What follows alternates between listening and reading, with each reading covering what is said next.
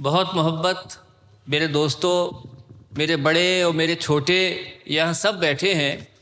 سب سے پہلے تو یہ اقدام جو ریختہ نے کیا ہے کہ زبانوں کو یعنی شاعری کو زبانوں کی قید سے آزاد کر دیا، یہ بہت ہی قابل تحسین قدم ہے۔ میں سمجھتا ہوں کہ اگر کوئی اردو کی اسکرپٹ نہیں جانتا ہے، اگر کوئی دیوناگری کی اسکرپٹ نہیں جانتا ہے، اگر کوئی صرف رومن لکھنا جانتا ہے، میں تو یہاں تک کہتا ہوں کوئی اسکرپٹ نہیں جانتا، ایک دھڑکنے والا دل رکھتا ہے تو شعر اس تک پہنچ جاتا ہے کہ شعر کیا ہے۔ دیکھیے شعر کا مطلب کیا ہے۔ شعر کو اگر ایک جملے میں اگر آپ کہیں تو تخیل کا نام شعر ہے۔ آپ کچھ سوچ رہے ہیں نا، اصل تو آپ شعر سوچ رہے ہیں۔ اگر آپ کچھ محسوس کر سکنے کا جذبہ رکھتے ہیں تو آپ شعر محسوس کر سکتے ہیں۔ اب دو قسم کے لوگ خدا نے خود پیدا کر دیے، دو قسم کے لوگ خود بخود پیدا ہو چکے ہیں، ایک جو موضوع طبع ہیں، ایک وہ جو غیر موضوع طبع ہیں۔ موضوع طبع ان لوگوں کو کہتے ہیں کہ جن کو الگ سے بہور کی، میٹرز کی، کسی اے بی سی ڈی کو سیکھنے کی، کسی عروض کی سیکھنے کی ضرورت نہیں ہے۔ خدا نے وہ سافٹ ویئر ان کے اندر خود ہی ان بلٹ کر دیا ہے کہ جو وہ شعر کہیں گے تو موضوع ہوگا، وہ نظم کہیں گے تو وہ موضوع ہوگی۔ ایک طبقہ وہ ہے، اور ایک بہت بڑا طبقہ وہ ہے کہ جو موضوع شعر کہہ تو نہیں سکتا لیکن موضوع شعر تک اس کی رسائی ہے۔ میں خالی یہ ٹیکنیکلٹیز پہ بات کر رہا ہوں۔ وہ غیر موضوع بات کہہ رہا ہے لیکن بات اس کے دل سے نکل رہی ہے، بات اس کے انٹرنل فیلنگ کے ساتھ آ رہی ہے۔ وہ شعر، آپ شعر کی ڈیفینیشن پر اس کو مت رکھیے۔ مجھ سے شارق کیفی نے ایک دفعہ یہ کہا کہ بھائی سہیل آزاد ایک کام کرو یار، ہم دیکھ رہے ہیں کہ سوشل میڈیا پر ایک بہت بڑا طبقہ ہے جس کو دو چیزوں کی پہچان نہیں ہے، عمومی طور پر، سب کی بات نہیں ہے، عموماً۔ ایک تو یہ کہ وہ یہ جاننا چاہتا ہے کہ شعر ہے کیا، ایک وہ یہ جاننا چاہتا ہے کہ اگر چھوٹی سی تراش خراش کے ساتھ وہ شعر کہہ سکے، اس کی چیز وہ موضوع ہو سکے تو کیسا رہے۔ میں نے کہا یار یہ کس کام میں مجھے لگا رہے ہو یار، میں پولیس کا آفیسر ہوں اور مجھے کہاں فرصت ہے۔ بولے نہیں یار یہ کام تو تمہیں کرنا ہوگا۔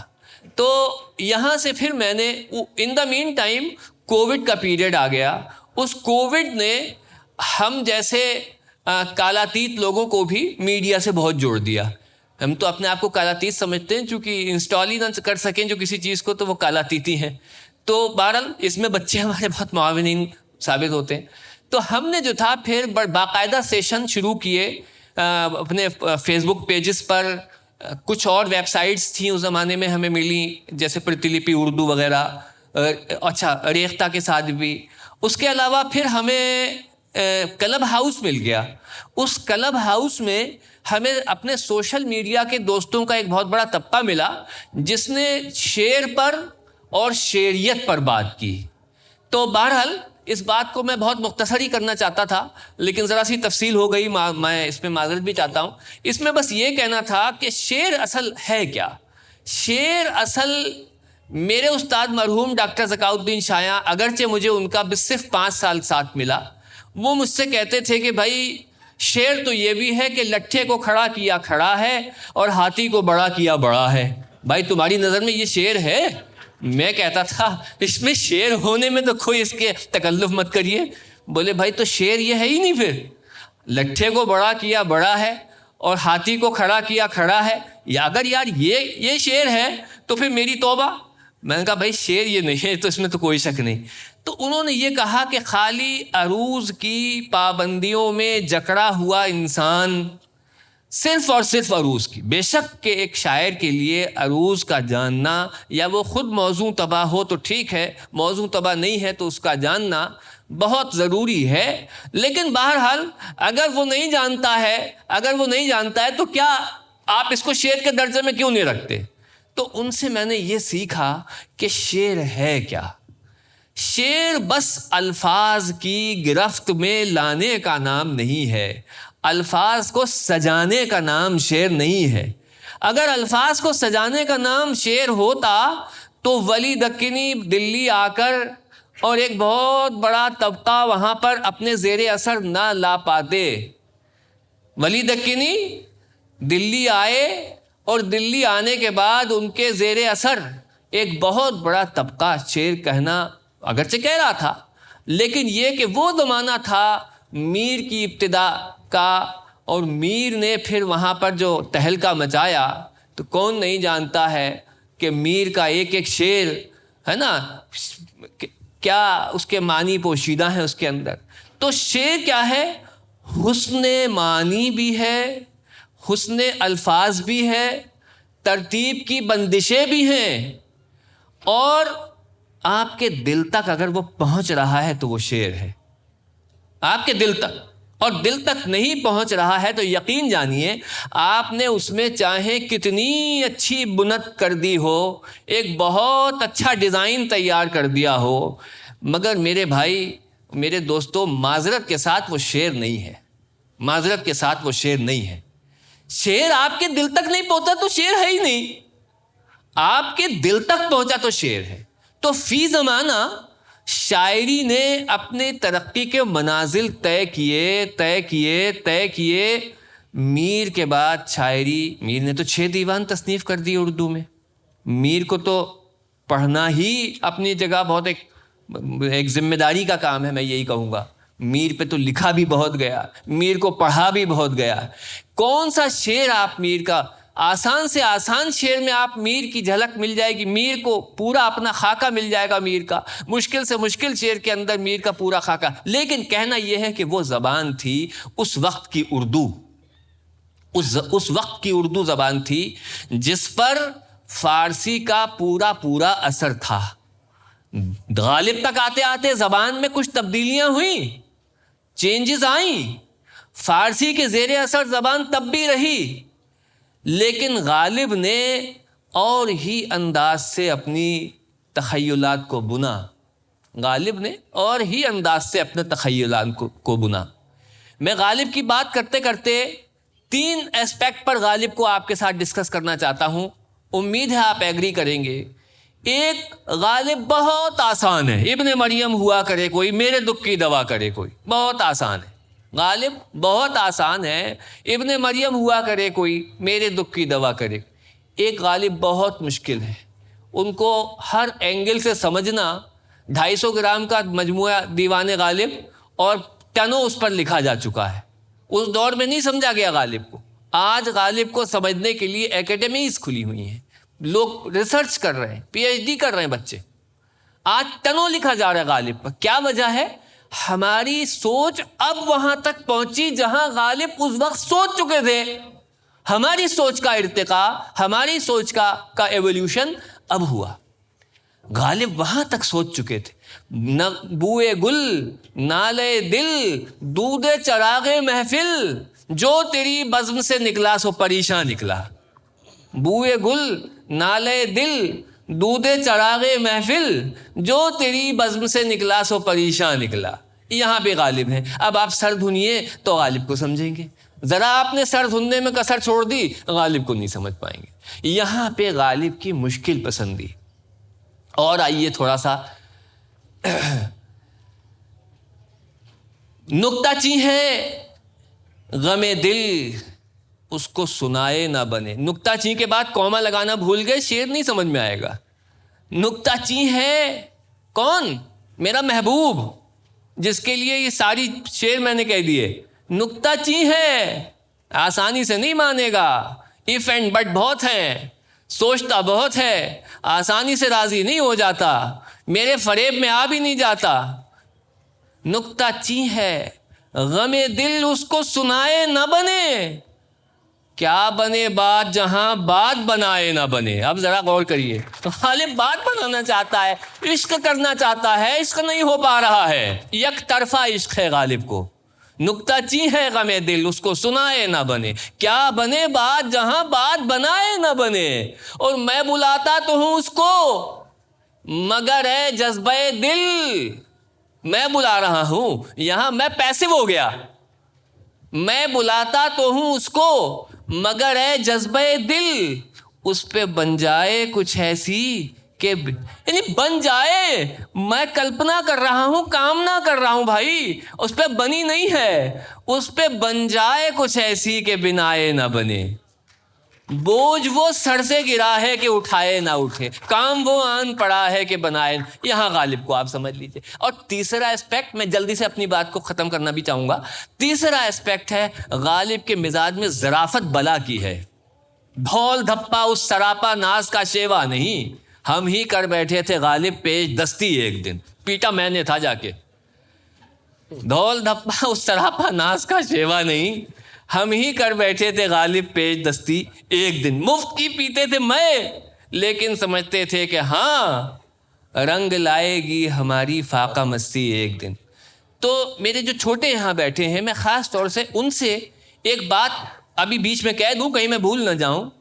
دیکھیے، شعر وہ ہے کہ جو آپ پر طاری ہوا ایک کیفیت لے کر، اپنے تمام لوازمات لے کر، الفاظ بھی لے کر، معنی بھی لے کر، احساس بھی لے کر، جذبات بھی لے کر، آپ کے تمام فکری پہلو اس کے اندر پوشیدہ تھے، آپ پر وہ طاری ہو گیا۔ اور جب وہ شعر آپ پر طاری ہوا تو اس شعر کا جب وہ شعر لوگوں تک پہنچا تو اب آپ پابند مت کیجئے کہ جو معنی آپ نے سمجھے، جو احساس آپ کو ہوا، جو فیلنگ آپ کے ساتھ تھی، وہ قاری پہ بھی ہو، اس پہ کی کوئی پابندی مت کیجئے۔ شاعر کیفی میرے بچپن کے دوست ایک شعر سن لیجئے کہ بڑے بیمار کا چھوٹا سا شکوہ، میری چادر نہیں بدلی ابھی تک۔ آپ ذرا سوچیے نا، تو بڑے بیمار کا چھوٹا سا، ارے کہاں لیٹا ہوا ہے بڑے بڑے ہسپتالوں کے اندر، بس شکوہ اب اس کو یہ نہیں ہے کہ میری گاڑی انشورنس نہیں ہوئی، یہ شکوہ نہیں ہے کہ میرا دوسرا والا بنگلے کے کاغذ پورے نہیں، میری چادر نہیں بدلی ابھی۔ یہ کہاں مائکرو تھاٹس ہیں جن کو گرفت کر رہا ہے شاعر؟ یہ کون سا شاعر ہے؟ یہ مابعد جدیدیت شاعر ہے، مابعد جدیدیت شاعر ہے، جس نے جدیدیت سے بھی اپنے آپ کا منہ موڑ لیا، انکار کر دیا۔ کیوں کر دیا انکار؟ اس نے دیکھا کہ جدیدیت کہاں آئی تھی، جدیدیت اس ایک فارمیٹ کے ساتھ چلتے اس قدیم شاعری کے بیچ میں جو شاعری بیچ میں وجود پا گئی تھی وہ ترقی پسندی تھی۔ 1936 سے لے کے ایک تھوڑا سا عرصہ ہندوستان آزاد ہو گیا، اس کے بعد کا ایک وہ حصہ نکال دیجئے جو ترقی پسندی ہے، اس کے بعد کی شاعری سب جدیدیت ہے، اس سے پہلے کی بھی ہے، یعنی 20ویں صدی کے آخر میں جدت شروع ہو گئی، اور اس کے بعد جناب یہ بیچ میں ایک اس پہ ایک پیچ سا لگ گیا، یا یہ کہیے ایک اس کے اندر ایک سب وے اس کا ترقی پسندی کا آ گیا۔ اور اس کے بعد جب جو شاعری ہوئی وہ جدید شاعری ہوئی۔ جدید شاعری پہ الفاظ کو، اس کی بنت کو، ان کے استعاروں کو، ان کے معنی کو بہت گہرا تعلق کے ساتھ دیکھا گیا، بہت گہرے تعلق کے ساتھ اس قدر دیکھا گیا کہ اتنی نوک پلک درست ہوئی کہ جناب وہ اچھا اس کے بعد جو ہے وہ دور بھی میں اس کا اختتامی سمجھتا ہوں کہ ہو گیا۔ ہو سکتا ہے لوگ میری رائے سے اختلاف کریں، لیکن میں سمجھتا ہوں اس کا اختتام ہو گیا۔ اب یہ جو پوسٹ ماڈرن ایج آئی، اس پوسٹ ماڈرن ایج نے وہ ساری چیزوں سے انکار کر دیا۔ الفاظ بہت مشکل نہیں چاہیے، بہت گہرا اندر چھپا ہوا معنی نہیں چاہیے، صاف سیدھی بات مجھ سے نکلے آپ تک پہنچے۔ اور مائکرو ایلیمنٹس کی پکڑ، آپ ہاتھ بھی اگر رکھے ہیں تو اس ہاتھ میں بھی آپ کی انگلیاں اس وقت کیا سوچ رہی ہیں، آپ سامنے بیٹھے ہیں تو آپ کا چشمہ کیا سوچ رہا ہے، آپ کا ہیڈ کیا سوچ رہا ہے، آپ کا دل تو کیا سوچ رہا ہے۔ یہ تو جدید شاعری نے کہہ دیا، آپ کی ہر ادا، ہر عمل، ہر انداز کیا سوچ رہا ہے، یہ پوسٹ ماڈرن ایج نے یہ ثابت کر دیا۔ بڑے بیمار کا چھوٹا سا شکوہ، میری چادر نہیں بدلی ابھی تک۔ یہ کچھ مثالیں جو میں نے آپ کے سامنے رکھی، یہ اس تعلق سے ہیں کہ شاعری نے تقریباً ہر 50 سال میں، چونکہ دور بھی بدلا، سیاسی سماجی ثقافتی حالات بھی بدلے، تو شاعر کو بھی ظاہر ہے کہ اپنے سوچنے کا دائرہ کچھ الگ کرنا پڑا۔ الگ جیسے جیسے وہ ہوتا گیا ویسے ویسے ایک تبدیلی شاعری میں بھی بڑے لیول پر ہوتی چلی گئی۔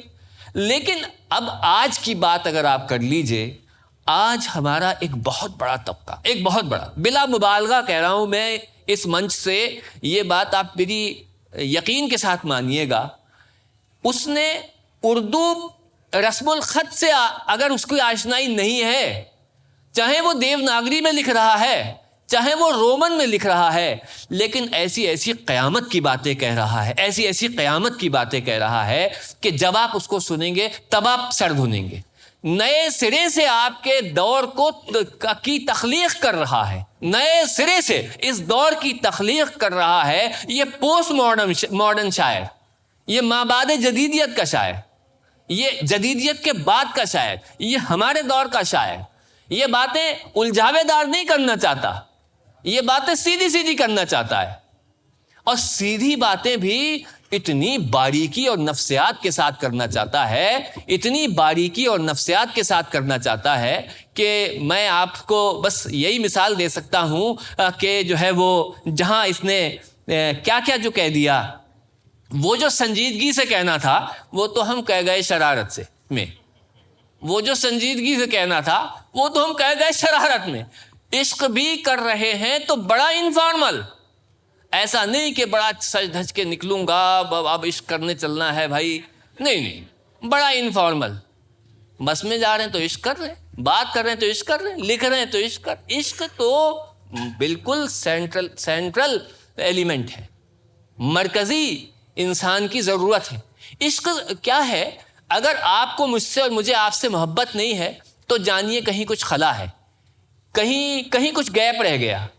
یہ محبت ہی تو عشق ہے، اور اس عشق کو شاعری نے کما حقہ بھر دیا، بڑے بڑے لیول تک بھر دیا.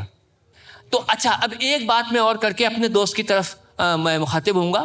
ایک بات یہ ہے کہ دیکھیے نظموں کے ساتھ بھی عجیب و غریب معاملہ، عجیب و غریب.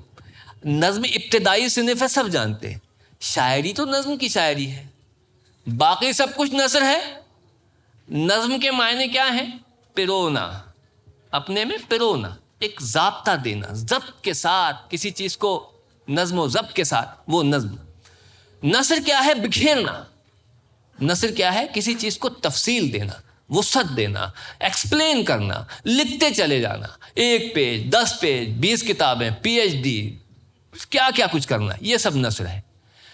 لیکن نظم اٹ سیلف بھی ایک صنف ہے، ودھا ہے. وہ نظم قدیم زمانے میں بھی نظم تھی، بڑے بڑے مرثیے لکھے گئے، قصیدے لکھے گئے، نعتیں لکھی گئیں، یہ سب بھی نظم تھا. نثر کیا ہے؟ اس کے بعد چیزیں کیا کیا آئیں؟ اس کے بعد نظم کچھ تھوڑا سا اس کا پیٹرن بدلا. نظم آزاد ہو گئی. آزاد ہو گئی. کن چیزوں سے آزاد ہو گئی؟ نظم نے کہا کہ اب ہمیں ایسی آزادی چاہیے کہ ہم اپنا خیال پوری طریقے سے اپنے قاری کے سامنے لانا چاہتے ہیں. آپ ایسا کریے، ایسا کریے. سخن سے کہا کہ آپ ایسا کریے کہ آپ خالی ہمیں اتنی آزادی دے دیجئے کہ ہم مصروں کو چھوٹا بڑا کر دیں، ہم بحر سے آزادی نہیں چاہتے. تو سخن نے اس کو یہ اجازت دے دی. اب نظم کے کیا فارمیٹ رہ گیا؟ بحر ایک ہی ہے، ارکان کی تبدیلی ہو گئی، چھوٹے بڑے مصرے ہو گئے، لیکن بات پوری پہنچ گئی. اس نے اور زاویہ ایک دفعہ اس پہ اعتراض ہوا، بہت اعتراض ہوا. آزاد نظم کچھ نہیں ہے بھئی، آزاد نظم نہیں، پابند نظم ہونا چاہیے، یہ ہونا چاہیے، ایسا فارمیٹ ہونا چاہیے، فارمیٹ سے آزادی نہیں. لیکن اس کے بعد آزاد نظم نے جتنی مقبولیت حاصل کی، جس قدر، وہ آج تک آپ کی نظر سے پوشیدہ نہیں ہے. اس کے بعد ایک چیز پر اور بات کروں گا، اس کے بعد آپ لوگوں کو سوال جواب کرنے کی پوری سہولت ہوگی. آپ میری کم علمی کا ذہن میں رکھتے ہوئے مجھ سے کچھ پوچھ سکتے ہیں. تو ایک بات یہ ہے کہ اس کے بعد آئی صاحب نثری نظم. اچھا، میں ذاتی طور پر کہہ رہا ہوں ایک بات، میں یہ کلیہ نہیں، ذاتی طور پر میں یہ صرف عرض کر رہا ہوں کہ کیا یہ کنٹراڈکٹری لفظ نہیں ہے؟ نثری نظم، نثر بکھیر دیا، نظم پرو دیا. ارے بھئی اب کیا کریں؟ بکھیریں کہ پروئیں؟ مگر نثری نظم کو بہرحال تب مقبولیت ملی کہ جب نثری نظم نے بحر کی جو اس میں کمی رہ گئی تھی، جو آہنگ اس میں بحر کا رہ گیا تھا، وہ آہنگ اس نے نشست و برخاست الفاظ کی اس سے پورا کر دیا، جب اس نے مضامین سے اس کو پورا کر دیا، جب اس نے تخیل سے اس کو پورا کر دیا، جب وہ کوئی ایسی بات کہہ گئے کہ جس بات کے لیے اب قاری بھی بھول گیا 2 منٹ کے لیے کہ یہ کیا بات کہہ دی، آزاد ہے کہ نثری ہے، یہاں پر وہ بالکل نثری نظم کامیاب ہے۔ لیکن اگر کوئی شخص صرف اور صرف نثری نظم پر طبع آزمائی کرنا چاہے اور صرف نثری نظم لکھے، تو میں ذاتی طور پر کہہ رہا ہوں، آپ اختلاف کر سکتے ہیں، تو وہ پھر کہیں سے کہیں پہنچ سکتا ہے۔ اس لیے کہیں نہ کہیں ان میٹرز کی پاسداری ضرور کرتے رہیے کہ جو میٹر معین ہیں، جن میٹرز پر آپ غزل کہتے ہیں وہ کرتے رہیے۔ بس آخر میں غزل کے فارمیٹ پہ بات کر لیتے ہیں، چونکہ سب سے مقبول، اچھا نظم سے بھی زیادہ مقبول ہو گئی غزل۔ وجہ کیا ہے؟ وجہ یہ ہے کہ غزلوں میں ایک عجیب و غریب بات ہے صاحب، غزل کا ہر شعر نظم ہے،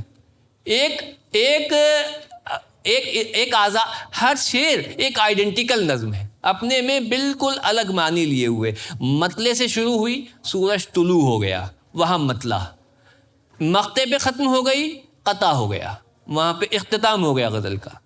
تو مطلع سے جہاں شروع ہوئی غزل، یعنی جہاں سورج طلوع ہوا، آپ دیکھیے کیسی صبح آپ جب نکلتی ہے تو آپ کو کیسا منظر محسوس ہوتا ہے، جیسے جیسے وہ آفتاب بلند ہوتا ہے، سورج بلند ہوتا ہے، رفتہ اس کی روشنی میں، اس کی اور اس کے حرارت میں اور پورے دن میں کیسی تبدیلیاں آنا شروع ہو جاتی ہیں، ویسے غزل آگے بڑھنا شروع کر دیتی ہے۔ یہاں نظم سے مطلع سے آپ بات جب شروع کریں گے اور مقطع تک آپ لے جائیں گے تو وہ غزل ایک عجیب حسن رکھتی ہے۔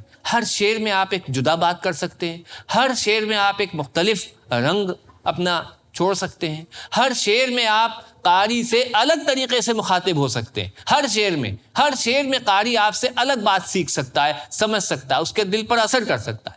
یہاں مطلع سے آپ نے بات شروع کی، مقطع پر اس کا اختتام کر دیا۔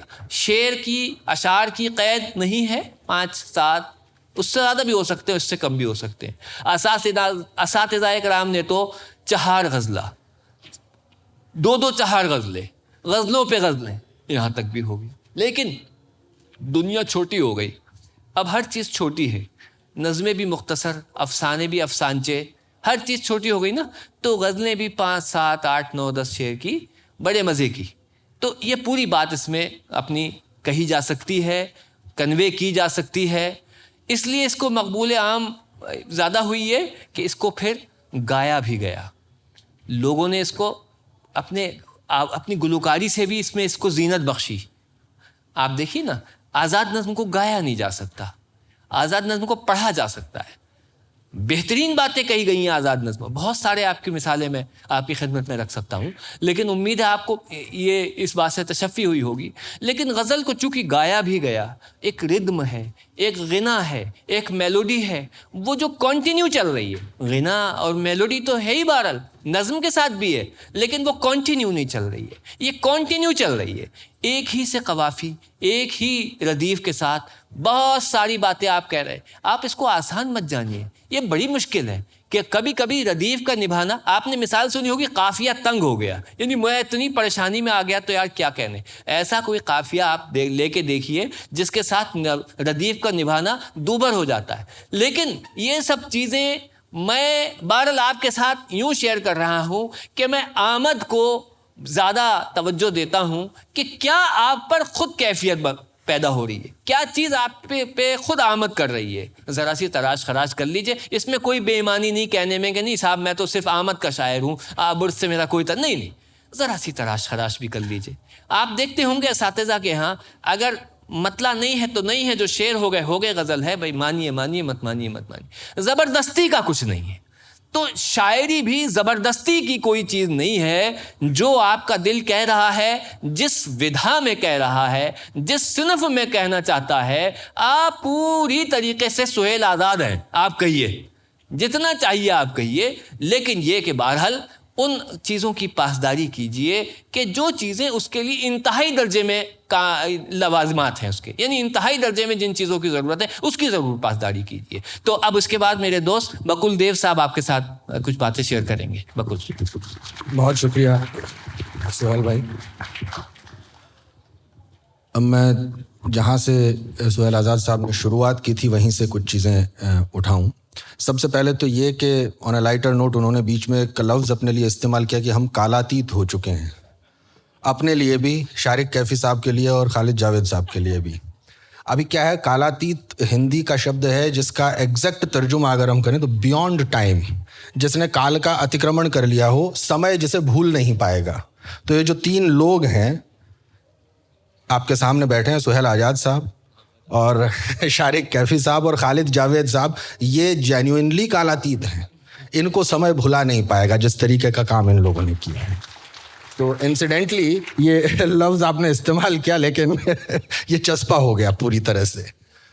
دوسرا یہ کہ شروعات اس بات سے ہوئی تھی کہ بہت سارے نئے لوگ یہاں پر بیٹھے ہیں جو طبع آزمائی کر رہے ہیں، غزل کہنا چاہ رہے ہیں، نظم کہنا چاہ رہے ہیں، اور ایک بہت بڑا ایک ہرڈل ان کے سامنے آتا ہے کہ رسم الخط، لپی، اسکرپٹ سے ان کی جان پہچان نہیں ہے، اور اس بات پر ان کو بہت بار شرمندگی کا بھی سامنا کرنا پڑتا ہے۔ بہت لوگ کہہ دیتے ہیں کہ بھئی اردو لکھنا پڑھنا نہیں جانتے، تم کیسے شاعری کرو گے۔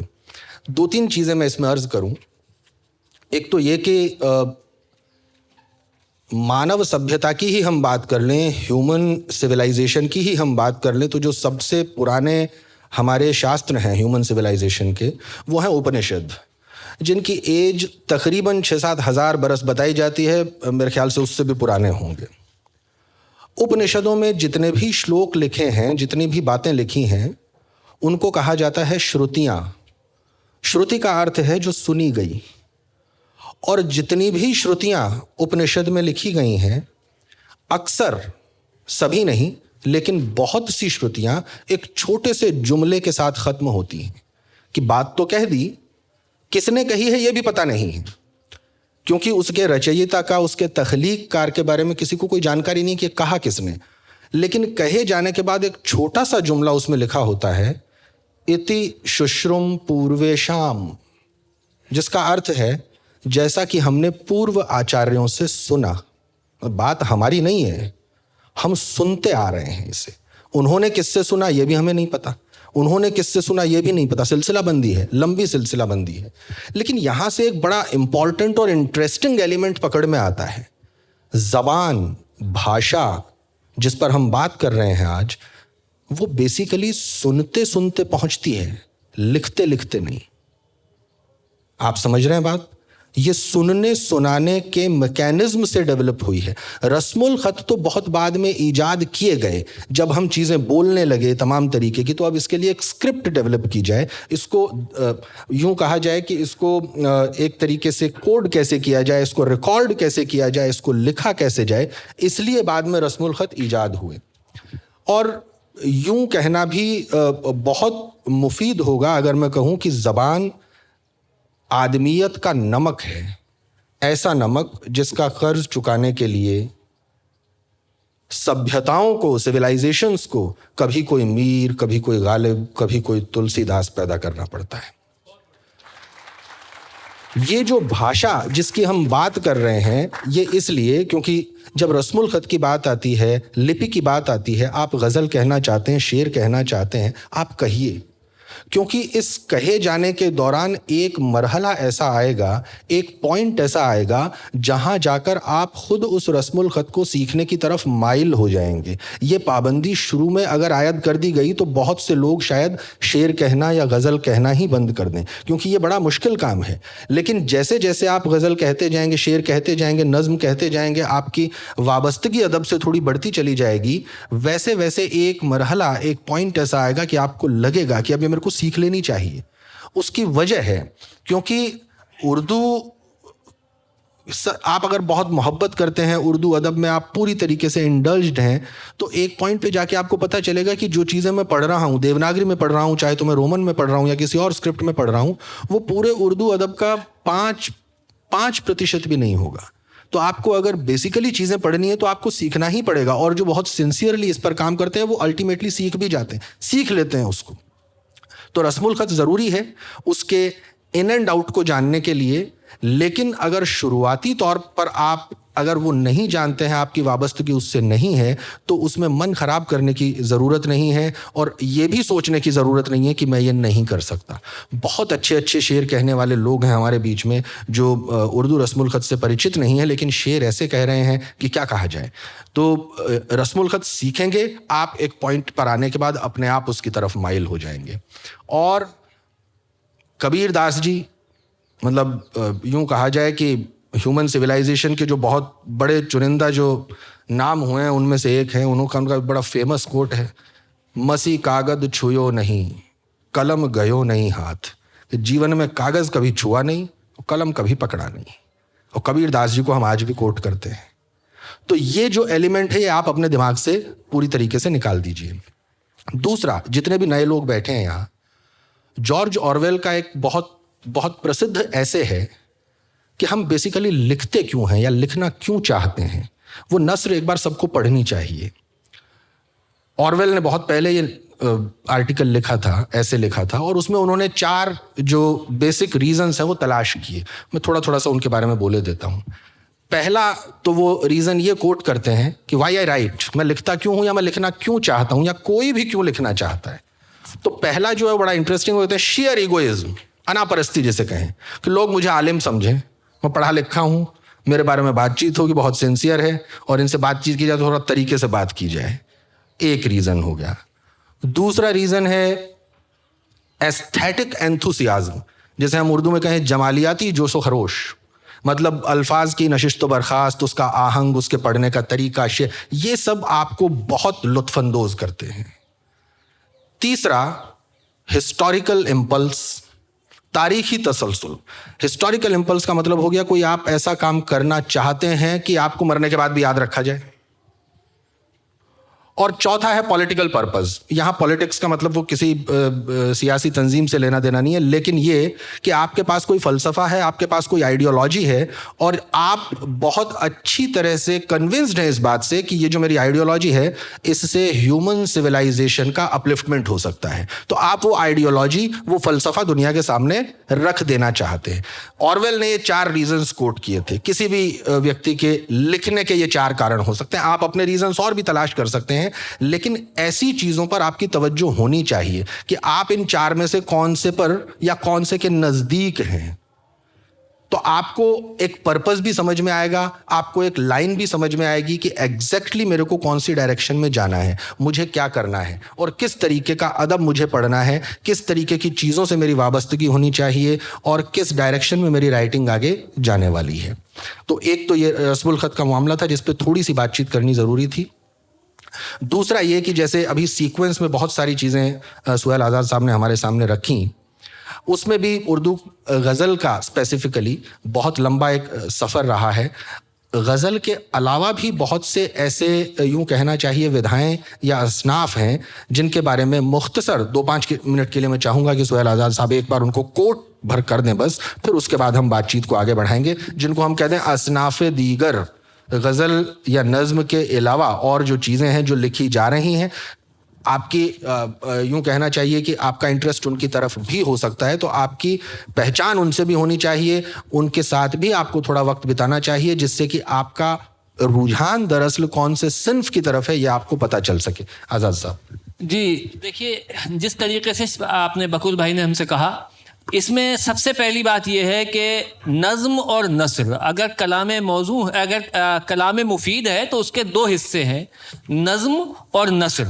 اگر وہ نظم ہے تو یعنی اس کی بہت ساری اقسام ہو سکتی ہیں, جیسے وہ نظم اٹ سیلف نظم ہو سکتی ہے, وہ غزل ہو سکتی ہے, وہ مثنوی ہو سکتی ہے, وہ رباعی ہو سکتی ہے, وہ قطع ہو سکتا ہے, وہ مرثیہ ہو سکتا ہے, وہ نعت ہو سکتی ہے, وغیرہ وغیرہ, اور بھی بہت ہے, لیکن مختصراً یہ. اب اگر وہ نظم ہے تو اس کی بھی اور بہت ساری اقسام ہو سکتی ہیں. جیسے وہ پابند نظم ہو سکتی ہے, جیسے آپ کے ہاں آپ نے علامہ اقبال کے ہاں پابند نظمیں دیکھیں, ساقی نامہ وغیرہ, اور یا پھر وہ نظم معرہ ہو سکتی ہے, میں ابھی 2 منٹ میں اس کو بتا بھی دوں گا, یا آزاد نظم ہو سکتی ہے جس پر میں نے ابھی تفصیل سے بات کی. یک مصری نظم, ایک مصرع کہہ دیجئے اور آپ پوری بات اس میں اپنی بیان کر دیجئے, یک مصری نظم بھی ہو سکتی ہے. اور اس کے بعد پھر یہ نثری نظم بھی ہو سکتی ہے. نظم معرہ کیا ہے؟ نظم معرہ یا بلینک ورس اس کو کہہ سکتے ہیں. اس میں جو بحر کے ارکان ہیں ان کی تعداد تو معین ہوتی ہے, طے ہوتی ہے کہ یہ اس بحر میں ہماری یہ نظم کہی گئی ہے. تمام مصروں کا جو وزن ہے وہ بالکل طے ہوتا ہے, لیکن اس میں ردیف نہیں ہوتی, اس میں قافیے نہیں ہوتے, یہ اس کی پہچان ہے. تو بہرحال یہ انگریزی شاعری سے یہاں آئی ہے, منتقل ہوئی ہے. محمد حسین آزاد کی ایک یہ نظم معرہ کا ایک حصہ ملاحظہ فرمائیے. ہنگامہ ہستی کو گر غور سے دیکھو تم, ہر خشک و ترے عالم سنت کے تلاطم میں, جو خاک کا ذرہ ہے یا پانی کا قطرہ ہے, حکمت کا مرقع ہے. یہ اب آپ دیکھیے اس میں مصرے سارے جو لیے گئے ہیں وہ ایک ہی بحر پر لیے گئے ہیں, اور یہ جو ہے لیکن اس میں نہ قافیہ ہے نہ ردیف ہے. تو یہ نظم معرہ ہے. سوال صاحب, اس میں ایک چھوٹی سی نظم میرے کو 3 مصروں کی نظم ہے, ایک شین کاف نظام صاحب کی, وہ یاد آ گئی جب آپ پڑھ رہے تھے. ارشاد علی. حرف ایک تم بھی ہو, حرف ایک میں بھی ہوں, لفظ کیوں نہ ہو جائیں. یہ نظم.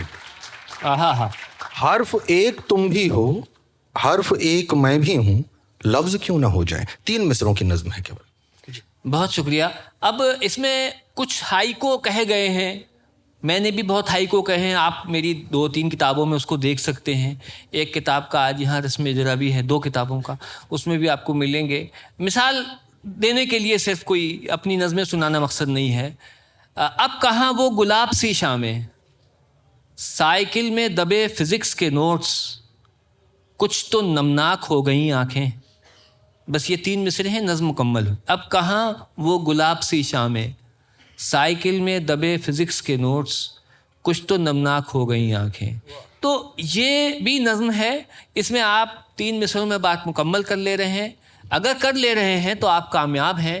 اگر وہ 3 مصرے ابھی آپ کی تشنا کامی باقی رہ جاتی ہے تو اس کے معنی یہ کہ ابھی وہ نظم پھر غیر مکمل. نظم مکمل ہو جانی چاہیے سبجیکٹ پر, جس سبجیکٹ پر آپ کی نظم ہے, جس موضوع پر ہے, وہ مکمل ہو جانا چاہیے بکل بھائی جی. اور اس میں پھر وہ آزاد نظم اور نثری نظم پر ہم نے بات کری دی ہے, وہ بات ہو ہی چکی ہے جی. ایک اور چیز میں یہ کہنا چاہتا ہوں, جتنے بھی سب لوگ بیٹھے ہیں یہاں نئے جو لکھنا چاہ رہے ہیں, ابھی لکھنے کی اور مائل ہیں, ایک اور مسئلہ یہ آتا ہے کہ کوئی شعر آپ کہتے ہیں, ہوتا یہ ہے دراصل آپ جب پڑھتے جاتے ہیں چیزوں کو, بہت سی چیزیں آپ کے دماغ میں سب کانشیسلی فیڈ ہوتی جاتی ہیں, اور جب پھر آپ اپنا کوئی شعر کہتے ہیں تو کچھ دنوں کے بعد آپ کو یہ پتہ چلتا ہے کہ کسی اور نے کیا رکھا ہے پہلے سے, اور پھر اس پہ ایک لمبا چوڑا ڈسکشن بھی اسٹارٹ ہو جاتا ہے کہ یہ تو ہم میں نے یہ جانا کہ گویا یہ بھی میرے نہیں. اس پہ تو میں اس میں 2 چیزیں کہنا چاہتا ہوں. کئی بار تو یہ انٹینشنلی ہوتا ہے, کئی بار ان انٹینشنلی ہوتا ہے, اور ان انٹینشنلی بھی یہ ہوتا ہے اور اساتذہ کے یہاں بھی ہوتا ہے. میں 2 چھوٹے چھوٹے سے ایگزامپل کوٹ کیے دیتا ہوں.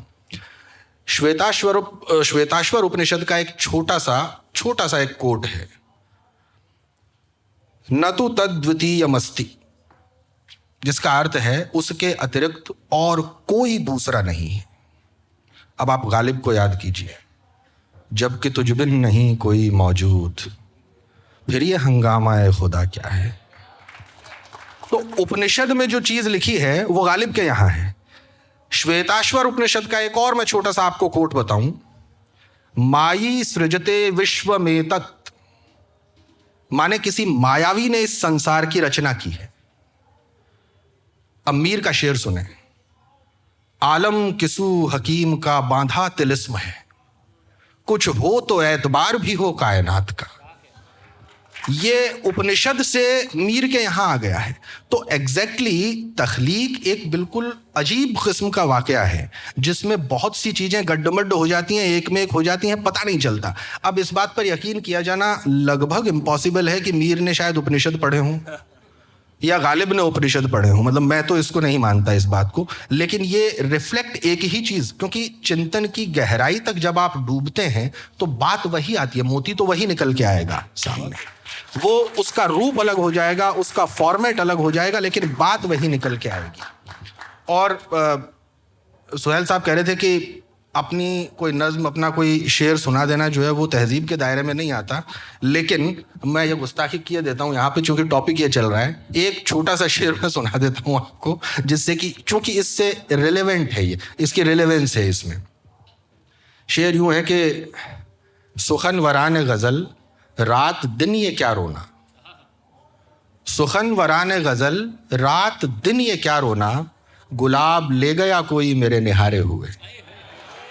تو ایسی بات من میں نہ رکھیں، آپ لکھیے، اچھے سے لکھیے، اور کہیں پر اگر ایسا لگتا ہے کہ بالکل ہی ایگزیکٹ کوئی چیز میچ کر گئی ہے تو آپ اس کو ہٹا بھی سکتے ہیں، آپ اس کو رد بھی کر سکتے ہیں، ضروری نہیں ہے نا کہ آپ اس کو کیری فارورڈ کریں، یہ آپ کی اپنی ایمانداری پر، آپ کی اپنی سنجیدگی پر ڈپینڈ کرنے والا فیکٹر ہے۔ آزاد صاحب بہت شکریہ وکل بھائی۔ ایک بات بس مجھے عرض کرنا ہے اپنے نئے لکھنے والوں سے، نئے لکھنے والوں نے اپنا قبلہ علمی کتب خانوں کی طرف نہیں موڑا ہے، ان کو ایک دفعہ پڑھنے کی طرف توجہ دینی ضرور چاہیے، چاہے وہ اینشینٹ پوئٹری سے شروع کریں، چاہے وہ ہم معاصرین کو پڑھیں، ماڈرن ایج کو پڑھیں، پوسٹ ماڈرن ایج کو پڑھیں، لیکن وہ شعر پڑھیں ضرور، صرف سننے پر اکتفا نہ کریں۔ یہ میرے ان دوستوں کے لیے پیغام ہے جو شعر کہنا چاہتے ہیں یا کہہ رہے ہیں، یا ان کو ودھا کی دقت ہے یا کہیں بہروں کی پرابلم ہے، تو اس کی اصلاح آپ لیں جن سے آپ لیں،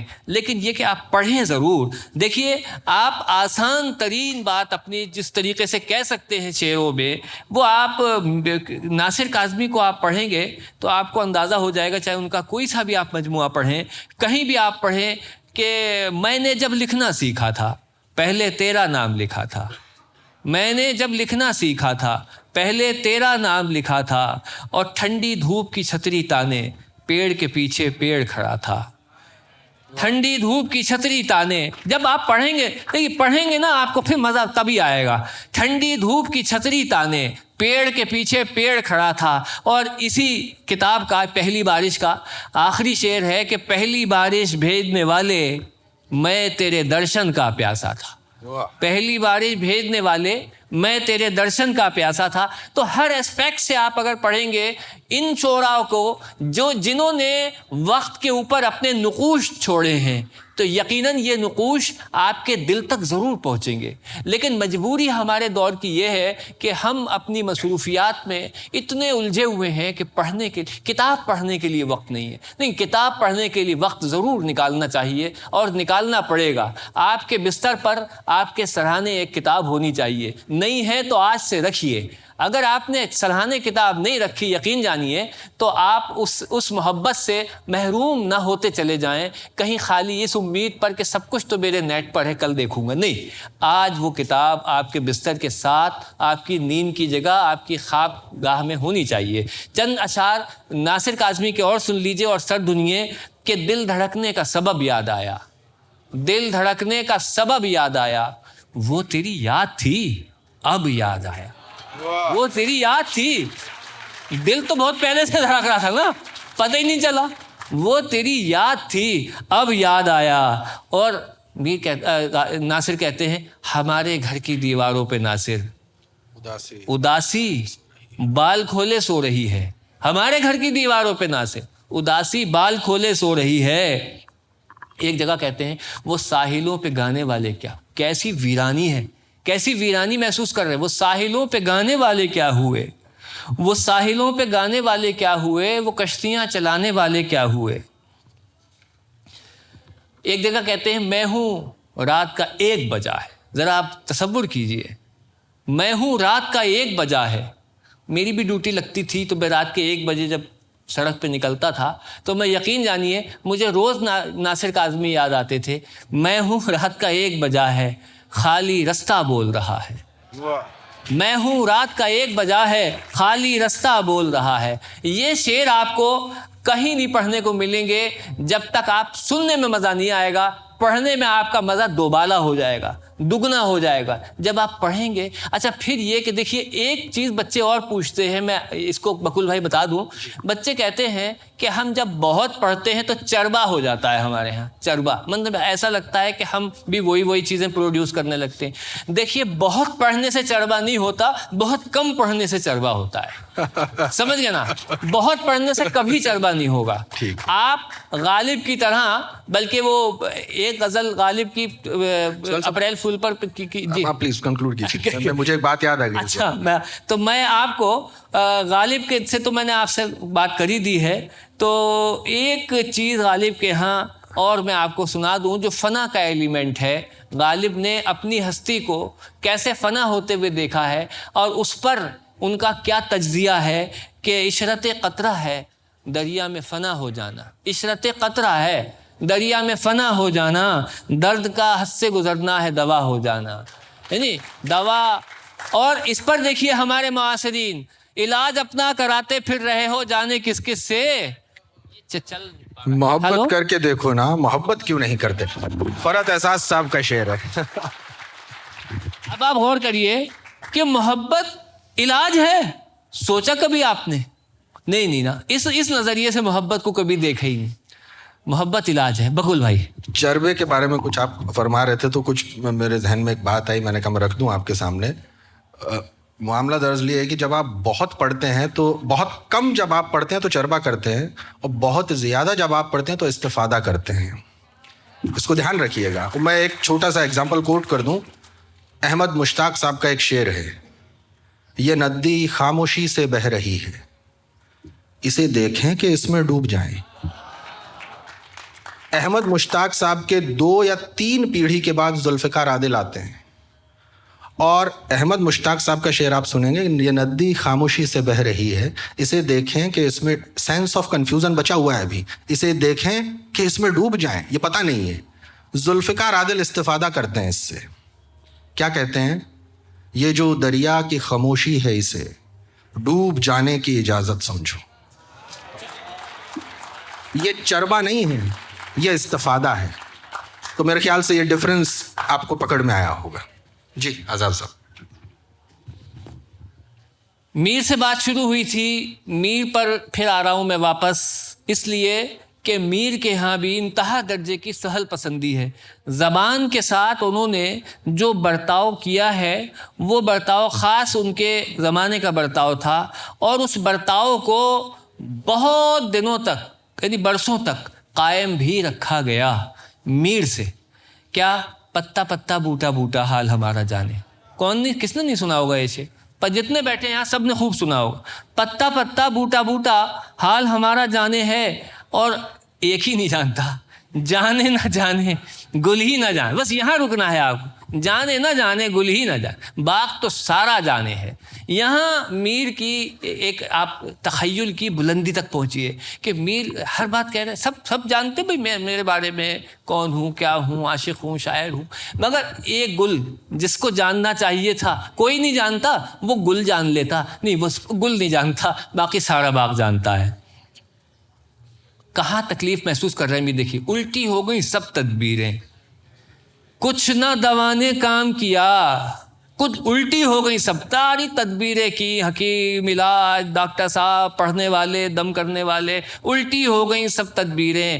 کچھ نہ دوا نے کام کیا, دیکھا اس کینسر نے نہیں, انجائنا پین نے نہیں, دیکھا اس بیماری دل نے آخر کام.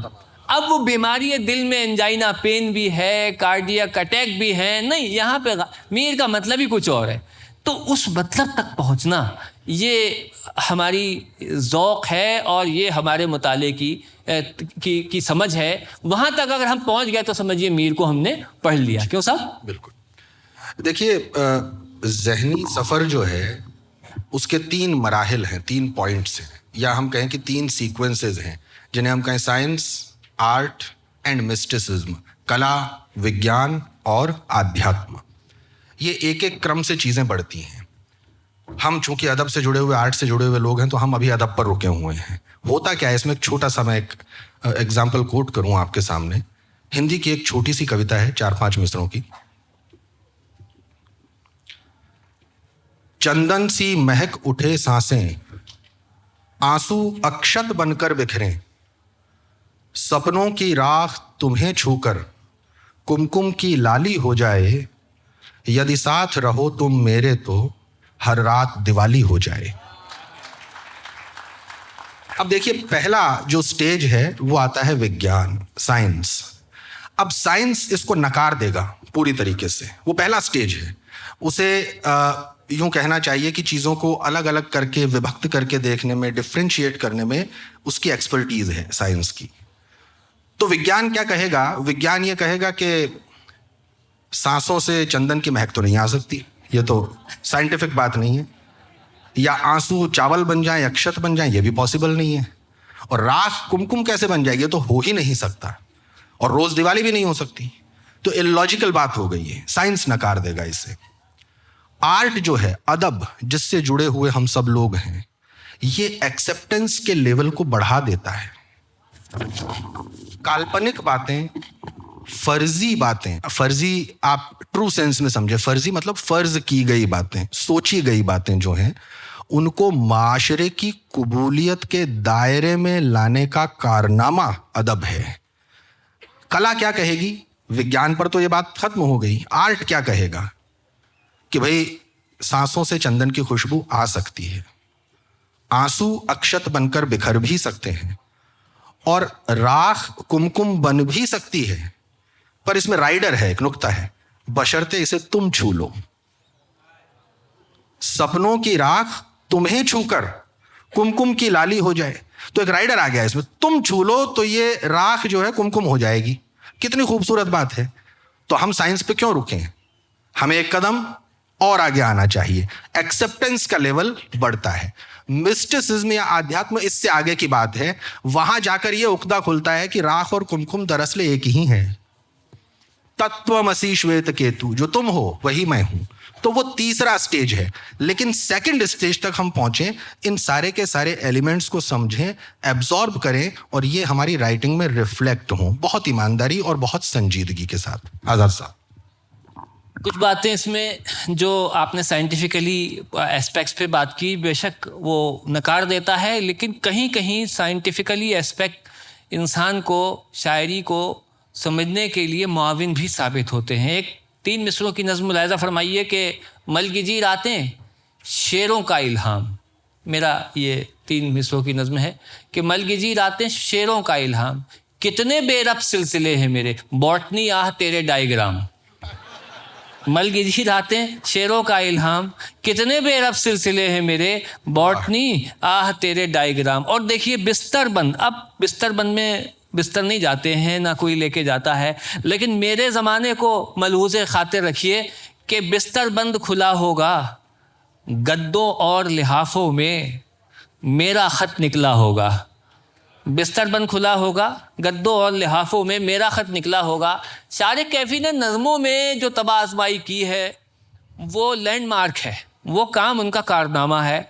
एक नज़्म उनकी आपको याद होगी, सबको, मेरे जहन में नहीं आ रही है, पापा तुम मर जाओ ना पापा, मैं तुमसे नफ़रत करता हूँ। बहुत कमाल की। कश तुम लेते हो, खांसी मुझको आती है। अपने वालिद के मुताल्लिक़ ये कहना इंतहाई दर्जे की मोहब्बत। और उसी चीज़ में आप देखिए कब्रिस्तान के नल पर, मैं ये नज़्म आपको सुनाने के लिए खुसूसन लाया हूँ, बिला सबब बड़बड़ा रहे हो। अब ऐसा है ना कि जब आप तदफीन करके लौटते हैं कब्रिस्तान से, तो बाज़ औक़ात, अब तो वो चीज़ें, सब चीज़ें बदल ही गई हैं, लेकिन पहले एक शख्स नल चला रहा है और उसमें बड़ा पुण्य, बड़ा सवाब समझ रहा है, लेकिन अब जो शख्स नल चला रहा है, ये माइक्रो ऑब्जर्वेशन है, वो दूसरा कभी उससे कांधा नहीं बदला। अभी तो जनाजा लेके जा रहे थे, डेड बॉडी लेके जा रहे थे, हर कदम पे आदमी कांधा बदलने को तैयार था, लेकिन अब चूँकि वो उस गिरफ्त में आ गया है, तो अब हाथ पैर दफनाने के बाद में, तदफीन के बाद दुलाने पे कोई राज़ी नहीं है। ये इसका पस मंज़र है। तो बिला सबब बड़बड़ा रहे हो, जो फंस गए हो तो कम से कम अब सवाब ही ढंग से कमा लो। बिला सबब बड़बड़ा रहे हो, जब फंस गए हो तो कम से कम अब सवाब ही ढंग से कमा लो। कहा था मैंने कि नल चलाने में कोई साझा नहीं करेगा, कहा था मैंने कि नल चलाने में कोई साझा नहीं करेगा, मगर किसी की सुनी है तुमने? अरे वो हालात और थे जिनमें हर कोई हर कदम पे कांधा बदल रहा था। ये अब तो तदफीन हो चुकी है। भीड़ भी मुतमईन है कि आज भर का सवाब उसने कमा लिया है, तो कौन आगे बढ़ेगा बोलो? सो कौन कितना बुरा है ये बात भूल कर सिर्फ नल चलाओ। मैं बस ये अर्ज कर रहा था, अगर 5-10 मिनट का वक्त हो तो एक क्वेश्चन का सेशन हो जाए, किसी के मन में कोई बात हो। और जी तो चाहता है आपको सुनते ही रहें, लेकिन वक्त की कैद में हम सभी गिरफ्तार हैं। मैं ऑडियंस में से गुजारिश करती हूँ कि आप में से अगर किसी के पास कोई सवाल है तो आप ज़रूर पूछिए, और 10 मिनट का हम ये सवाल जवाब का वक्फा रखते हैं, तो 10 मिनट हैं आपके पास। अगर किसी के पास कोई सवाल है तो बराए मेहरबानी आप पूछना चाह रहे हैं जी। जैसे आपने अभी शुरू में ये कहा कि श्रुति रही है, तो पहले सुना फिर उससे सुनते हुए आए, तो ये श्रुति है, हम सुनते हैं और सुन के समझते हैं और समझ के आगे चलते हैं। अगर कोई शेर कह रहा है और उसका काफिया जो है वो सुनाई दे रहा है, समझ में आ रहा है, तो बहर की जो एक रिवायत है और जो एक प्रिंसिपल है, तो वो कहाँ तक मानी खेज है और कहाँ तक रहना चाहिए? बेटी देखिए, किसी भी सिन्फ के अपने कुछ कायदे हैं, उनको तो हमें फॉलो करना ही पड़ेगा। फिर वो गज़ल ना हो कि कुछ और हो जाएगा। वो भाई गज़ल का अपना एक फॉर्मेट है, ठीक है, उसका अपना छंद है ना, उसका अपना एक मीटर है, रदीफ है, काफिया है, मतला है, मक्ता है, शेर है। तो ये जो एक यूं कहना चाहिए कि मिनिमम पॉसिबल जो फॉलो की जाने वाली चीज़ें हैं, ये तो हमें करनी ही चाहिए, वरना तो फिर वो गज़ल ना हो कि कुछ और ही हो जाएगा। वो काफिया है तो वो बिल्कुल मिलना चाहिए, रदीफ है, ठीक है, गैर मुरद्दफ भी कही जाती है गज़ल, लेकिन रदीफ भी हो, काफिया भी हो, मतला भी हो, मक्ता भी हो और मीटर भी हो, है ना, आहंग उसमें जो उसका छंद है वो इनहेरेंट उसमें होना ज़रूरी है, वरना वो गज़ल ना हो कि फिर वो कुछ और होगा। कोई भी काम जब हम करें, मान लीजिए कि हम कोई राग हम गाना सीख रहे हैं, है ना, मालकौस गाना सीख रहे हैं कि यमन गाना सीख रहे हैं, तो वो 5 सुर हैं कि 6 सुर हैं कि उसमें कितने सुर हैं, कौन सा सुर किस तरीके से उसमें इस्तेमाल होता है, अगर हम इसको भी फॉलो नहीं करेंगे तो फिर वो राग नहीं रहा। तो वो मिनिमम बेसिक रिक्वायरमेंट तो हमें फुलफिल करनी पड़ेंगी। अंदर शेर में हम किसी भी तरीके का एक्सपेरिमेंट फिर बाद में कर सकते हैं, उसमें अल्फाज हम कुछ भी लेके आ सकते हैं, ख्याल कोई भी उसमें पिरो सकते हैं, वो आज़ादी हमें है, लेकिन ये जो चीज़ें हैं ये तो हमें फॉलो करनी पड़ेंगी। जी शुक्रिया सर। शुक्रिया। अच्छा जी आप पूछिए। जी ये सवाल नहीं है, एक मसला सा है कि अंग्रेज़ी में जिसे हम राइटर्स ब्लॉक कहते हैं कि ख्याल भी है, लफ्ज़ भी है, लेकिन बाहर नहीं आते।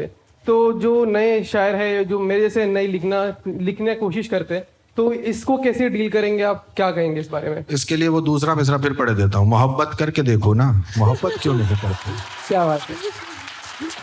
बिल्कुल। मैं आपके लिए अर्ज कर देता हूँ, तशरीफ रखिए आप प्लीज़। बहुत अच्छा सवाल है। देखिए ये सवाल इतना अहम है, आज ये 70-75% लोगों का ये मसला है। जहन में ख्याल आ रहा है, शेर बनना चाहता है, लेकिन बाहर नहीं आ रहा है। क्यों नहीं आ रहा है? आप कहीं ना कहीं आप बहर की गिरफ्त में हैं, या आप ठीक से बहर नहीं समझे हैं, या काफिया रदीफ नहीं समझे हैं, या नज़्म को नहीं समझे। कि नज़्म ने तो इतनी आज़ादी दे दी कि आप जो कहना चाहते हैं बिला तकल्लुफ कह दीजिए ना। कागज़ होना चाहिए आपके पास और कलम, कह दीजिए। आप नज़्म कहिए, नज़्म बेहतर हो कि आप बहर की पाबंदी के साथ कहिए। बहर की पाबंदी नहीं आती तो आप बहर की जिस हद तक पाबंदी कर सकते हैं उस हद तक पाबंदी के साथ आप अपने ख्याल बाहर लाइए। देखिए practice makes a man perfect. आप 50 दफ़ा लिखेंगे, 100 दफ़ा लिखेंगे, मैं तो बल्कि सारे जितने दोस्त मेरे सोशल मीडिया के हैं, मैं जानता, वो सब ये बात जानते हैं कि लोग मुझसे पूछते हैं कि सर कैसे हम इसमें परफेक्ट होंगे। मैं कहता हूं कि एक दिन में 10 गज़लें सुनाओ मुझे लिख के, आ जाएगा। एक दिन नहीं आएगा, दूसरे दिन नहीं आएगा, तीसरे दिन नहीं आएगा, 10वें दिन आ जाएगा। फिर भाई अच्छा 10 नहीं सर कुछ कम कर लीजिए। मैंने कहा 9.5 दिखा दो। मैं 8 पे नहीं आता, 7 पे नहीं आता, پھر وہ مجھے ایک غزل سناتے ہیں, اگلے ہفتے دوسری غزل سناتے ہیں. کیا ہوتا ہے, اس سے پروگریس ہوتی ہے. پھر وہ خود کہتے ہیں کہ ہاں میں اس میٹر میں. تو آپ چھوٹی چھوٹی بحروں کا انتخاب کیجئے. میں ہوں رات کا 1 بجا سب سے آسان بحر ہے. چھوٹی سی بحر کا انتخاب کیجئے, اپنی بات اس کے علاوہ کہیے جو ناصر کاظمی کہہ گئے, نہیں دوسری بات آپ کہیے. دل ناداں تجھے ہوا کیا ہے, چھوٹی سی بحر کا انتخاب کر لیجئے, اپنی بات کہہ دیجئے. اور یہ سب بھی ممکن نہ ہو سکے تو نثری نظم کہیے, مگر بہرحال کہیے اور پڑھیے بہت. امید ہے آپ کو امید بخش جواب ملا ہوگا. آپ کا ایک مائک دیجیے پلیز. جی بہت بہت شکریہ, بہت کچھ سیکھنے کو ملا. آپ نے نظم اور غزل پہ تو کافی تبصرہ کیا, براہ کرم ذرا ربائی کے اوپر بھی کچھ پیش کیجیے. میں حاضر کر دوں گا. دیکھیے ربائی کی اپنی کچھ خاص بحریں ہیں, ان خاص بحروں پر ہی ربائی ہو سکتی ہے. ان بحروں کو اگر آپ ٹھیک سے سمجھ جائیں گے تو ربائی ہو جائے گی. ربائی میں خاص بات یہ ہے کہ ربا 4 کو کہتے ہیں, مصرے اس میں صرف 4 ہی ہو سکتے ہیں. اور وہ ربائی آپ کی اس خاص جو بحریں اس کی ہیں انہی بحروں میں ہو سکتی ہے. سنجی شوق صاحب کی 24 بحریں ہیں 24 جن میں آپ کہیں جن میں کہ آپ ربائی کہہ سکتے ہیں. اور یہ بھی اس میں آزادی ہے کہ ہر مصرع الگ بحر میں ہو, تو وہ بڑا ایک مشکل کام ہے. تھوڑا آپ ایک ربائی کوٹ کر رہے تھے, پلیز. آپ میں بس صرف سنجے مشرا شوق صاحب کا نام آپ کو سجیسٹ کروں گا. انہوں نے اس دور میں بہترین ربائیاں لکھی ہیں, کہی ہیں. آپ ان کی ربائیاں ضرور پڑھیے گا تو تسلی بخش آپ کو جواب مل جائے گا. اور آپ کے سوال سے متعلق ایک سوال میں اپنے طریقے سے آپ کو بتا دوں. ربائی اور قطع میں بعض اوقات ذرا سا فرق لوگ نہیں سمجھتے ہیں. قطع جو ہے وہ صرف 4 مصروں ہی کی قید کا نام نہیں ہے. اس میں اگر آپ بیچ غزل کہتے چلے جا رہے ہیں, بیچ میں کچھ اشعار آپ کے ایک پرٹیکولر خیال پر مشتمل ہو جاتے ہیں, تو آپ ان سارے اشعار کو, وہ 2 4 6 8 10 جو بھی ہو سکتے ہیں, ان کو آپ قاف کے ساتھ قطع بند کر کے آپ کہہ سکتے ہیں. یا الگ سے بھی قطع آپ مختلف موضوعات پر کہہ سکتے ہیں. یہ قطع میں اور یہ ربائی میں فرق ہے. ربائی کے مصروں کی تعداد 4 سے زیادہ نہیں ہو سکتی, البتہ قطع کے مصروں کی شعروں کی تعداد کی کوئی قید نہیں ہے. ایک جوش ملیح آبادی صاحب کی ایک بڑی فیمس رباعیہ میں کوٹ کیے دیتا ہوں. یہ رات گئے عین طرب کے ہنگام, پر تو یہ پڑا پشت سے کس کا سر جام. یہ کون ہے جبریل ہوں کیوں آئے ہو, سرکار فلک کے لیے کوئی پیغام. یہ جوش صاحب کی ربائی ہے. تو ربائی تھوڑا سا مشکل ہے صنف, آپ بہت پریکٹس کرنے پر وہ پکڑ میں آئے گا. اور اس کے ساتھ ایک المیہ کیول اتنا ہے کہ پھر جب آپ ربائی پر مائل ہو جائیں گے تو باقی سب چیزیں دور ہوتی چلی جائیں گی. آپ اس پر یوں مان لیجئے کہ اٹک جائیں گے پوری طریقے سے, وہ قید میں لے لیتی ہے پوری طرح سے. جناب میری آپ سے ایک درخواست ہے, کیا پابندیوں میں رہ کر ہی شعر کیا جا سکتا ہے؟ جی شعر تو پابندی میں رہ کے کہیں گے, ورنہ پھر وہ شعر نہیں ہوگا, نظم ہو جائے گی. شعر کے لیے اس کی عروضی پابندیاں یعنی اس کی بحر ضروری ہے. اور اگر آپ غزل کا شعر کہہ رہے ہیں تو اس میں ظاہر ہے کہ کم سے کم قافیہ تو ہونا ہی چاہیے. ردیف سے آپ اس کی آزادی بھی سمجھ سکتے ہیں. اگر آپ نظم کا شعر کہہ رہے ہیں تو بھی بحر کی پابندی اس میں ضروری ہے.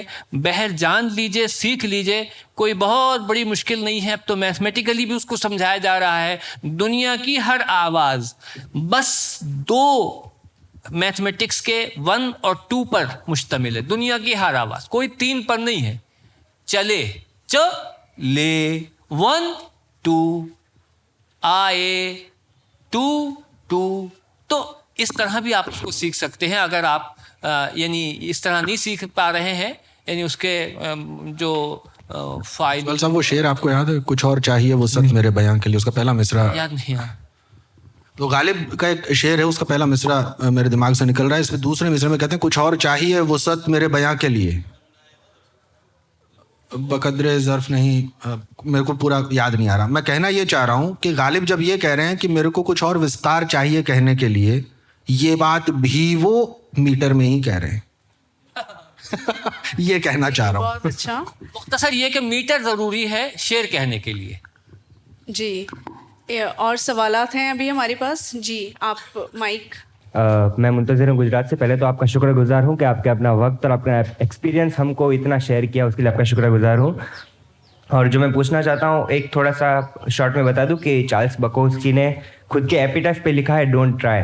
انہوں نے 35-40 سال لکھا ہے, محنت کریے تب جا کے ان کا بریک تھرو آیا, بٹ وہ کہتے ہیں کہ ڈونٹ ٹرائی, کہ آپ کوشش مت کیجیے. تو بیسیکلی وہی ہے کہ جب لکھنے بیٹھتے ہیں تو ایک ہفتہ 15 دن کوشش کرتے ہیں کہ کچھ لکھیں, بٹ کچھ نکلتا نہیں ہے, کچرا نکلتا ہے. میں پرسنلی صرف خود کا بتا رہا ہوں. اور کبھی جب 15 منٹ میں کچھ اتنا اچھا لکھ لیتے ہیں کہ اس کا ایکسپریشن فیلنگ کا بہت ہی اچھا آ جاتا ہے, بٹ اس کے جب بہر چیک کرتے ہیں تو کچھ سیٹ ہی نہیں ہو رہا ہوتا ہے. تو اس کے لیے کیا ایسا کوئی سورس, کوئی آن لائن یا کوئی آف لائن آپ سجیسٹ کر سکتے ہیں جس سے ہم بہر کے سارے طور طریقے سے اس کو بعد میں ریفائن کر سکتے ہیں بیٹھ کے؟ ریختہ میں آپ یہ سوال پوچھ رہے ہیں, اور باہر ریختہ کی اسٹال پہ آپ جائیے, آپ کو باقاعدہ ہر چیز وہاں پہ اویلیبل ہو جائے گی. مطلب آن لائن بھی مل جائے گی آپ کو, اور ریختہ کے اپنے پبلیکیشن سے بھی بہت سی کتابیں شائع ہوئی ہیں. بالکل بالکل, ان کو آپ لیجیے. شکریہ. ایک اور سوال, آپ کے اس سوال کا ایک چھوٹا سا جواب میں بھی دے دوں. آپ نے بتایا کہ میں بہت پڑھتا ہوں مگر بہت کچرا سا نکلتا ہے. آپ اس کچرے کو کچرا مت سمجھیے گا کبھی بھی, وہ بہت ہی پروڈکٹیو چیز ہے, سمجھ لیجیے. بالکل, یہ میں بالکل آپ کو آنیسٹلی کہہ رہا ہوں. آداب, میں توش پرکاش شرما آگرہ سے. میرا سوال کچھ اس پرکار ہے کہ ہم کیسے پتہ کریں کہ ہم کسی شاعر سے متاثر ہیں کہ ہم اس کو کاپی کر رہے ہیں. جیسے مومن کا ایک شعر ہے, تم میرے پاس ہوتے ہو گویا جب کوئی دوسرا نہیں ہوتا. اسی پرکار جگر مراد آبادی کا بھی ایک شعر ہے, تم ہمارے قریب ہوتے ہو جب ہمارا پتہ نہیں ہوتا. اسی طریقے سے گوپال داس نیرج کا بھی ایک شعر ہے, اس سے ملنا ناممکن ہے جب تک خود کا دھیان رہے گا. اگر میں اسی پرکار ایک شعر کہتا ہوں کہ تم وہ تبھی پایا گیا ہے پاس میں جب ہمیں یوں بے خودی ہونے لگی, وہ تبھی پایا گیا ہے پاس میں جب ہمیں یوں بے خودی ہونے لگی, تو میں اس کو شاعر سے متاثر ہونا کہوں یا کاپی کرنا؟ دیکھیے, اس میں مسئلہ یہ ہے کہ یا تو آپ نے ان تینوں جو شعر ہیں وہ پہلے سے پڑھ رکھے ہوں. کئی بار ایسا بھی ہوتا ہے کہ ہم نے کوئی شعر نہیں پڑھا ہوتا ہے کسی بھی طریقے کا, ہم کوئی شعر کہتے ہیں اور پھر ہمیں بعد میں پتہ چلتا ہے, 6 مہینے کے بعد پتہ چلتا ہے کہ 10 برس پہلے کسی نے کہا ہے, وہاں سے یہ ریفلیکٹ کر رہی ہے چیزیں. تو یہ ہم نے ابھی ڈسکشن کے دوران یہ بات میں نے عرض کی تھی آپ سے کہ کئی بار ایسا ہوتا ہے کہ جب ہم ایک تھاٹ پروسیس میں ہوتے ہیں, چنتن کی کسی ایک گہرائی میں ہوتے ہیں, تو لگ بھگ ایک ہی جیسی چیز ریفلیکٹ ہو جاتی ہے, اس میں تھوڑا بہت شبدوں کا انتر ہو جاتا ہے. اب جو سنجیدہ تخلیق کار ہوگا وہ کیا کرے گا, وہ ایک کسوٹی پر رکھے گا ان کو سب کو. آپ نے کوئی اور بہتر بات کہہ دی ہے تو اسے رکھیے, پہلے جو بات کہی جا چکی ہے ایز اٹ از اگر وہی ریفلیکٹ ہو رہی ہے تو بہتر ہے کہ ہم اسے رد کر دیں اور اس کی بجائے کچھ اور کہیں. اتنا ہی اس میں ہے. تو اس کو رد کرنا بہتر ہوگا. آپ کا شعر اچھا ہے مگر بھائی, میری رائے میں بہت اچھا شعر ہے آپ کا.